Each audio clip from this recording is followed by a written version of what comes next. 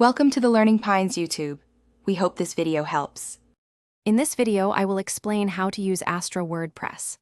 Astra is a super lightweight and incredibly fast theme, often loading in less than 1/2 second. It's designed for speed and full customization, making it perfect for any website. You can easily integrate it with popular page builders such as Elementor or Beaver Builder. Plus, with hundreds of pre-built starter templates, you can get your site up and running in just a few minutes. To begin, head over to your WordPress dashboard and find the Appearance menu, then click Themes. From there, select Add New and simply search for Astra. Once you find it, click Install and then Activate to make it your active theme. For an even quicker start, install the Starter Templates plugin. It provides hundreds of ready-to-use website designs. Now for the fun part, customization. Go to Appearance and then Customize to open the WordPress customizer. Here you have complete control over your site's look and feel.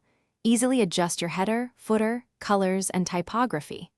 Astra also offers a powerful drag-and-drop header builder, allowing you to create truly unique layouts.